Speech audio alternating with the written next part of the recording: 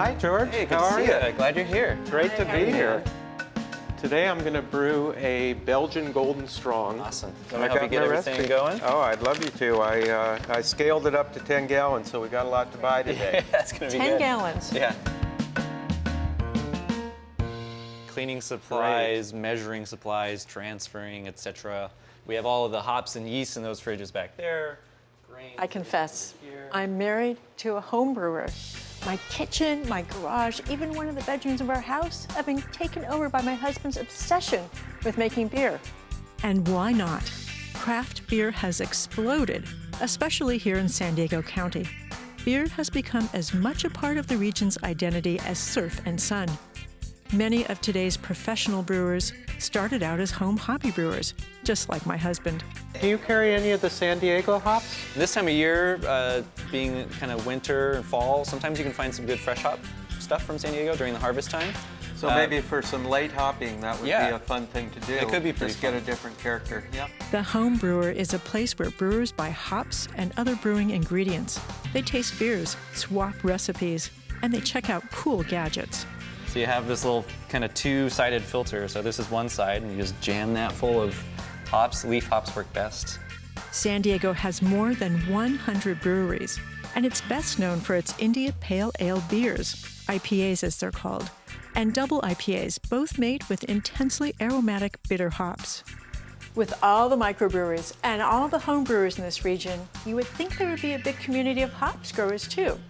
Yet that's not the case, at least not so far. But there are always people trying to push the boundaries. There are some pioneers here in San Diego County growing hops with an eye to making local beers even more local. We'll meet them today on A Growing Passion.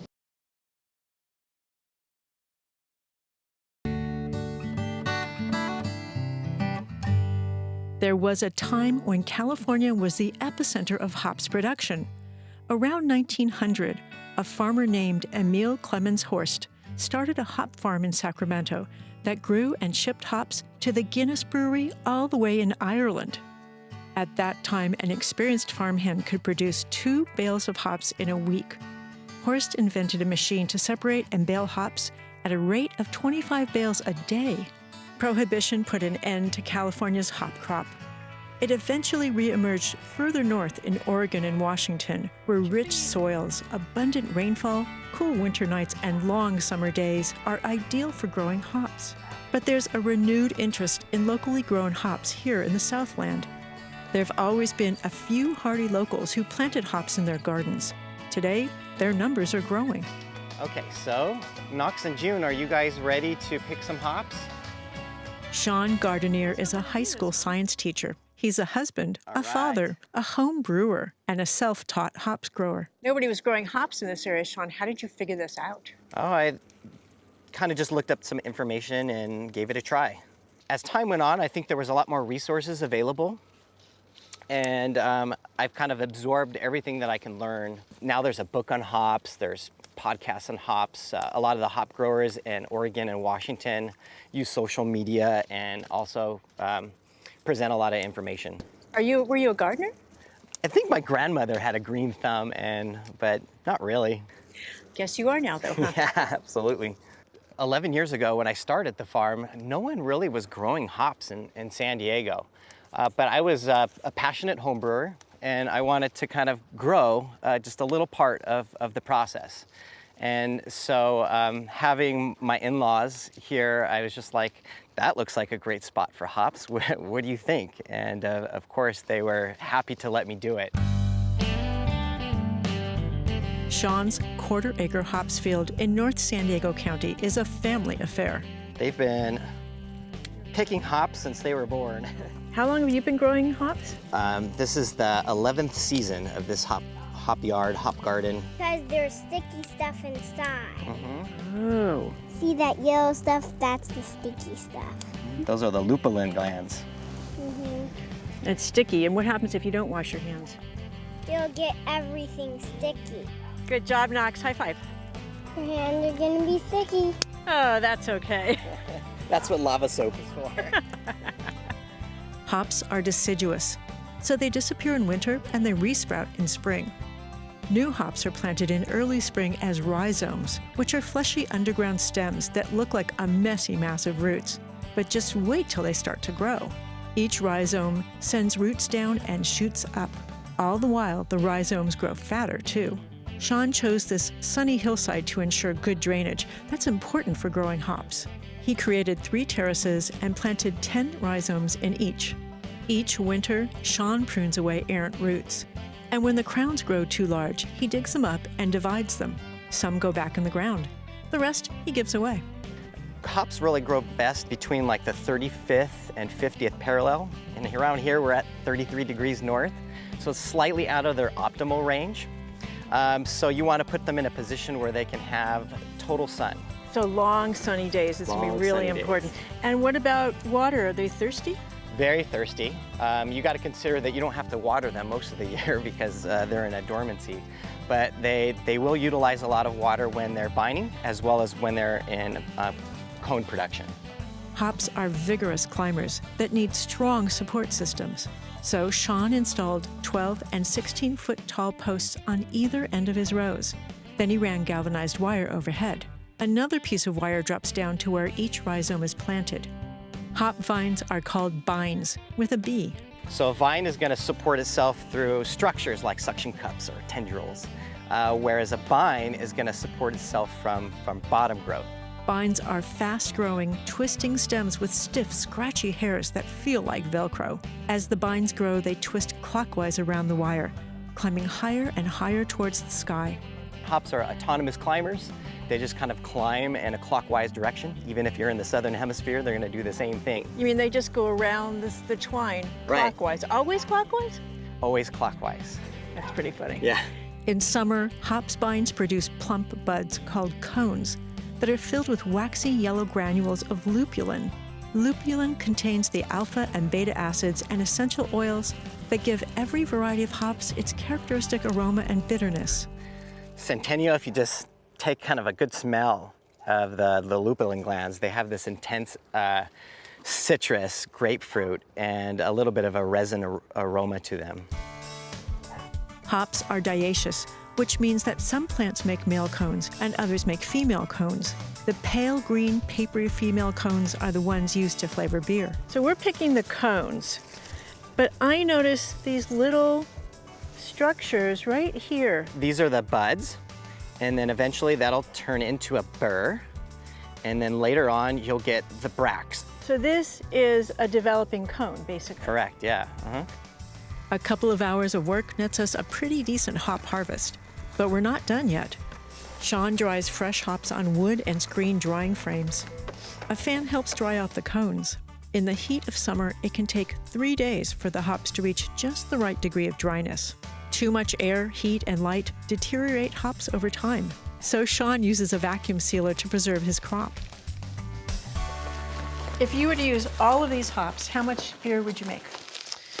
All of these hops, I mean all the hops in here. This will probably be enough for like a 20-gallon batch. And that essentially would make 200 12-ounce beers. It's quite a bit. The vacuum sealer sucks out all the air, collapsing and flattening all those pretty little hops cones. But it's for their own good. Oxygen would quickly spoil all of this hard work. So when you buy dried hops in the store, do they come packaged like this? They do. They usually come in Mylar bags. Wow, that's really impressive. It's like a really compressed bale. Yep, that's what the pros do actually, just on a much larger scale. Now I can see how you could stack these in your freezer, and that would work really well. Yeah. Sean labels and dates each bag, then stacks them in the freezer, where they keep for up to 2 years. These are the cones that give Sean's home brews a flavorful, homegrown twist. Cheers. To a successful hop harvest. Thank you for helping. That's good. What am I tasting? That is the Chinook hop, what we harvested today. That's driving that pine and earthiness flavor to it.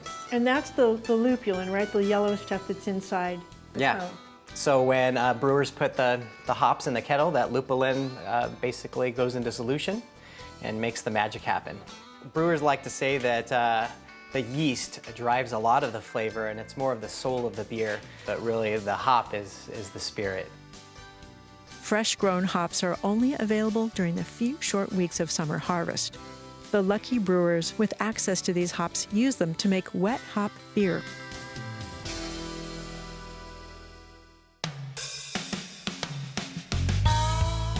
Farmer and rancher Eric March has been growing hops at the Star Bee Ranch in Ramona since 2011. He is one of a dozen or so area commercial hops farmers, and with 2 acres in cultivation, he's one of the largest. Today, I'm helping Eric with a harvest that's going straight from the vine to the brewery. So how many pounds of hops are we going to harvest? 30 to 35 today. And how much beer will that make? I believe he's making a 7-barrel batch. And which hops are these? Cascade. How many different varieties do you have here?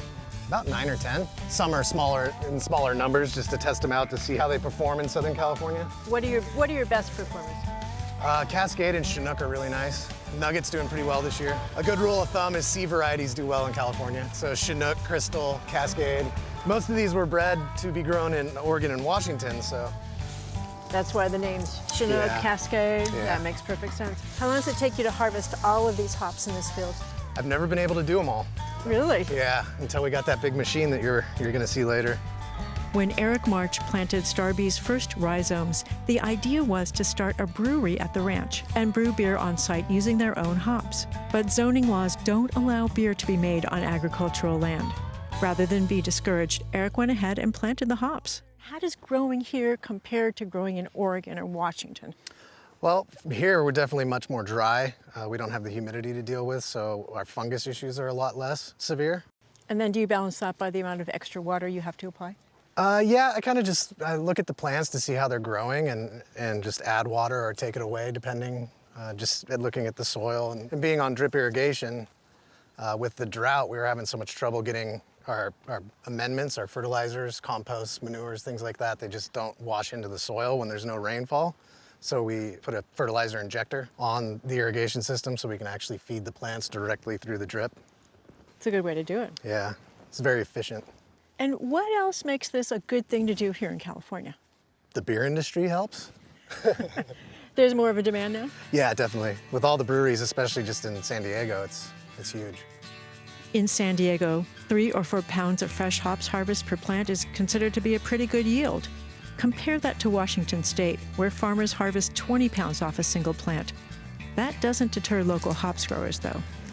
How long does it take you to harvest one vine like this? Oh, it depends on experience.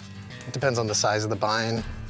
I can pick about 2 pounds in an hour by hand. Pounds. That's a pretty hefty amount, because this weighs nothing, right? Yeah. I mean, we've harvested a whole lot, and it weighs nothing. Yeah, that's the one bummer with hops is they're very light. So what you do get in a pound takes a lot of work.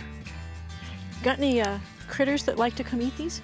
You know, depending on the season, sometimes we've been having some gophers and some rabbits this year. But does anything eat the cones? Not usually. You don't I get think they're deer going in for here? yeah. We have this year with the drought being so bad, and we've been finding the cones on the ground. They're actually spitting them out. Because they don't taste good? They're so bitter. Bitterness is normally a bad thing in food. It usually warns our nervous system of poison. Maybe that's a good deer deterrent. We should just plant hops at the perimeter of every garden, Maybe. They might eat the leaves. at least in Julian. Star Bee's capacity recently expanded with the addition of this automated hops processor. The machine separates the cones from the vines. It speeds up the process so Eric and his crew can bring in the entire crop before it spoils in the field. So far, San Diego's hop harvests are too small to be counted in the county's annual crop report. Nor can they come close to filling the demand by local breweries and home brewers. Yet this tiny yield points to a larger future in the production of hops and wet hop beers. Today, Eric is taking his hops just 10 miles up the road to Nickel Beer Company in nearby Julian, California. Tom Nickel is a well-known San Diego craft brewer. He's preparing to add the fresh hops to a batch of his IPA. IPA stands for India Pale Ale. It was a style developed in the 18th century by British brewers to send over to the military in India. They took the pale ales that they were making in the day, and they knew that both hops and alcohol acted as natural preservatives. So they hopped them up and added more alcohol so that it would survive the long voyage by ocean to India. The style was originally only for export and not really sold in Britain, so as the British military presence in India died out, so really did the style. It was mostly revived by American craft brewers in the 70s and 80s, and so what we know as IPA today is really an American creation based on British tradition. So a bunch of these are Chinook Starby hops. A lot of them are Cascade. To make a wet hop beer, the hops have to be added within 24 hours of being picked. Those fresh hops add flavors and aromas that experts describe as fresh, floral, green, grassy, and resinous. Yeah, if you break them open right in half, then you can see the little yellow glands where all the flavor and aroma oils come, and that's what we usually burst when we're boiling the beer. But in this case, we're gonna put the hops in right after we boil, so it'll still be hot, so we'll still be making like a tea out of them, but we won't be driving off any of the volatile flavor and aromatic components that are in the wet hops. Lupulins oils, by the way, are what relax you and loosen up your tongue when you drink beer. They're also responsible for beer's antibacterial properties. Since the hops' volatile oils have a short shelf life, Tom Nickel wastes no time adding the hops to the brew kettle. And we're gonna be running the beer into this tank and soaking the hops, just like they would in, say, a giant hot tub.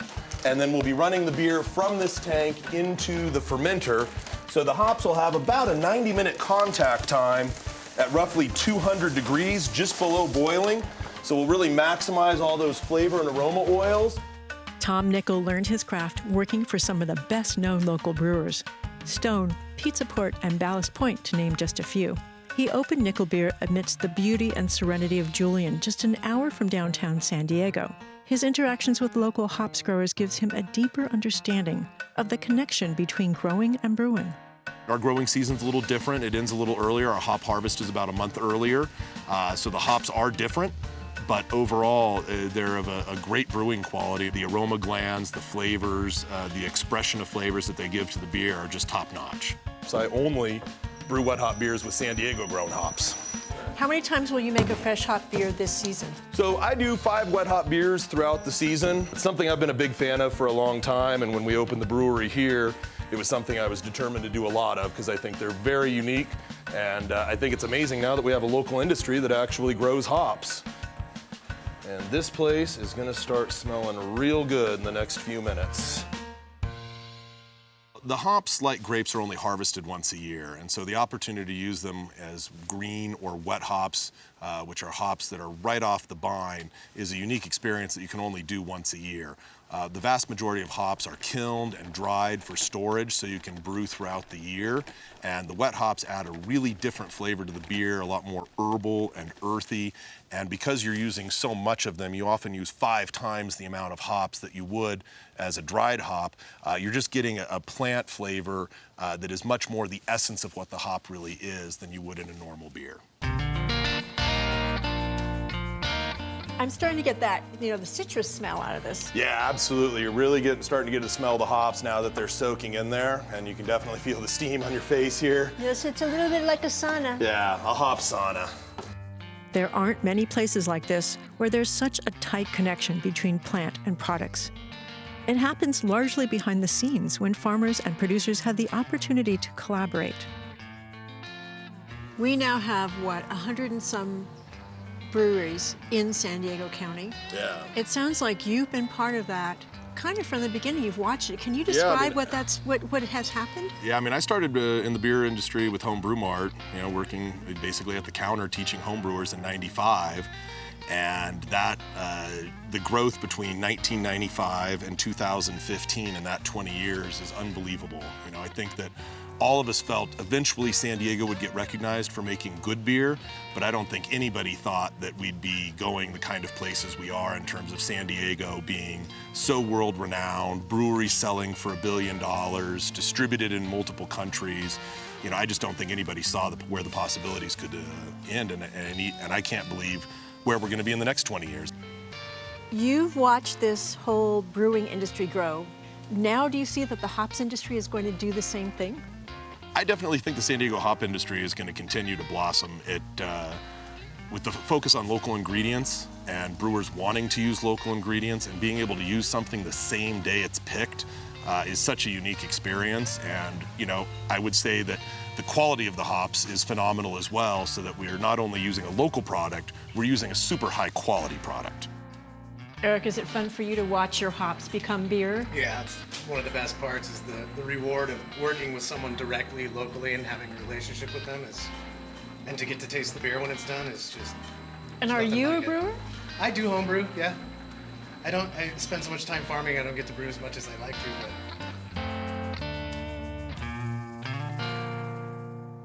The relationship between hops farmer and brewer has added a farm-to-pint model to a lucky few tap rooms. And as hops continue to grow, we may be tasting the next big thing in local craft beer. There you can take a sip of that. Wow. It's much milder, a little more mellow. Wow, that's good. Yeah, but it's got a lot of hop punch, a lot of very pronounced, those earthy, soft Yes. hop, The soft. herbal flavors. That's it, it's soft. That's what I was trying to think of the right term. It's softer. The distinct flavor of wet hop beer is layered with bittering characteristics and vibrant aromatic qualities. San Diego's hops renaissance is feeding a growing taste for those aromatic brews and quenching the demand for local flavor that can only be grown at home. Look at this, because I've never seen it before. Oak, yeah. smoked Back wheat. at the home brewer, that's nice. my own resident brewer prepares to make a batch of Belgian Golden Strong Ale. Oh, hi, hon. The home brewer we started in 2012 and built itself more on the idea of a bunch of nerds just enjoying their hobby. Dan, I need you to come get this bucket of grain, please. Yes, dear. Could I take a look at that? Yeah, this guy's really cool. I think Nan would like something like this. Oh yeah, maybe for her birthday. Yeah. And they also have the cool little dough-in range and the sacrification range. Yeah, homebrewers are nerds. It's a term of endearment. I think that the homebrewer nerds are the type of people who want to understand more about something that they are passionate about. And sometimes they're just passionate about beer and hanging out with friends. Sometimes they're passionate about the history of beer. And a lot of us end up being a lot more passionate about biology and chemistry and physics than we ever realized we would be. So what temperature do you usually start at? I usually start most of my brews around 65 and then let them rise. You have homebrew clubs like Quaff, which is the largest homebrew community in the country. Then you have White Labs coming from San Diego in the mid-90s. And that is a lab that manufactures yeast for homebrewers specifically. So you add in that creativity, enthusiasm, and organization and leadership. You throw in the fact that the water is fairly suitable for making a good range of beers. And San Diego just seems to be a great place.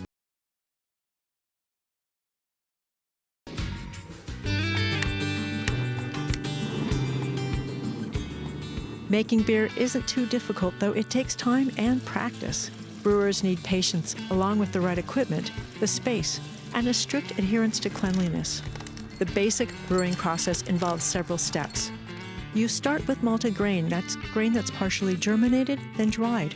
We are adding the malted barley to the 165-degree water. As it steeps, the enzymes in the grain convert the starches to sugar. That sugary liquid is then separated from the grain. It's called the wort, and basically it's the earliest stage of beer. Which has taken all the sugars and some proteins and other things from the grain. The brewer pumps the wort into a separate pot to boil for an hour or two. Now it's time for the first wort hops. The lupulin grains in the hops cones add a complex set of flavors and aromas to the wort, along with a bitterness that balances the wort's sugars. Lupulin also acts as a preservative. The brewer cools the boiled wort, then moves it to a fermenter. Brewer's yeast gets added to start the fermentation. Billions of tiny yeast cells convert the sugars to alcohol and contribute their own flavors too. As the yeast digests the sugar, it releases carbon dioxide into the liquid. That helps carbonate the beer too. The brewer lets the beer age for a few weeks to a few months, and voila, it's ready to drink. Ah, and the smell of hops. As the demand for these locally grown hops increases, we're going to be seeing more of these beauties growing in area farms and gardens. I'm Nan Sterman. See you next time on A Growing Passion. Cheers. Cheers.